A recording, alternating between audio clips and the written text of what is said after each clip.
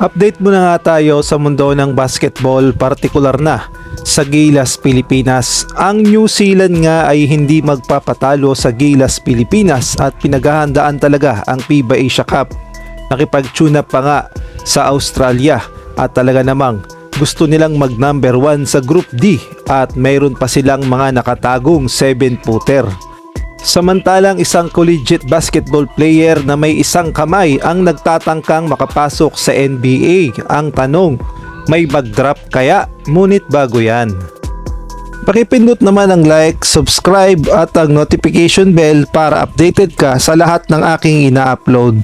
At kung gusto mong magpa-member sa aking channel ay pindutin mo lamang ang join at automatic ka na sa mga shoutout. Kahit nga medyo malayo pa ang FIBA Asia Cup, ang New Zealand ay talaga namang puspusan na ang ginagawang paghahanda. Sa katunayan nga ay nakipag-practice pa o nakipag-tune up pa sila sa Australia sa isang exhibition match.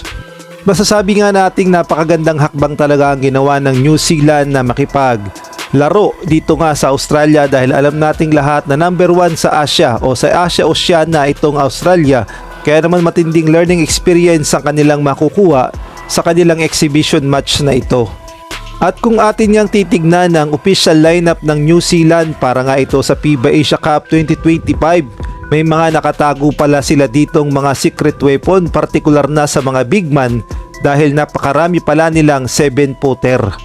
At unahin na nga natin ang kanilang 6'10 center na si Samuel Wenderberg at meron din silang 7-footer na si Tyrell Harrison at idagdag mo pa ang kanilang 6'11 na si Samuel Timmins na kasama din sa kanilang lineup. At ito pa nga ang matindi, nagdagdag pa sila ng another 7-footer na si Julius Halaiponua. Ito nga ang panibagong puwersa na naman ng New Zealand para sa FIBA Asia Cup. Kaya nga nila kinuha ang bata na ito dahil unang-una sa tangkad niyang 7-footer ay may tira sa labas at napakaliksi gumalaw at bukod pa doon ay prospect pa nila ito sa NBA. Kaya naman kinuha nila at syempre hindi sila papayag na mag number 2 o mag number 3 sa FIBA Asia Cup, partikular na sa Group D.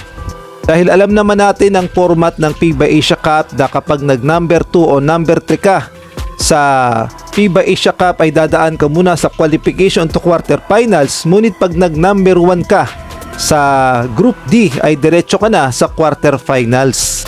Kaya naman masasabi nating matinding hamon talaga sa Gilas Pilipinas at kay Coach Tim Cone kung paano nga ba masusolusyonan ang ginagawang hakbang ngayon ng New Zealand na nagpapalakas sila tapos nagdagdag pa sila ng another big man dahil gusto rin naman ng Gilas Pilipinas na mag number 1 sa Group D upang dumiretso na tayo sa quarterfinals, ngunit hindi talaga papayag itong New Zealand at makikipaglaban talaga sa number 1 spot. Ayan nga ang magiging problema natin dahil unang-una yung mga players natin ay ayaw ngang dagdagan ni Coach Tim Cone at gusto niya ay intact pa rin ang kanyang Final 12. Kung kayo ang tatanungin, sa tingin nyo, oras na ba upang magdagdag ng panibagong players itong si Coach Tim Cone para sa FIBA Asia Cup? Maaari kayo magbigay ng komento sa comment section.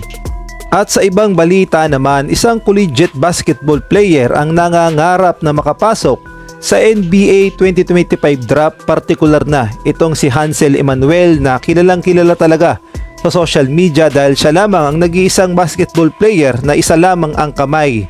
At ayon nga sa report ay nag-declare na nga siya na magpapadraft siya sa 2025 NBA draft, ngunit marami pa ring tanong.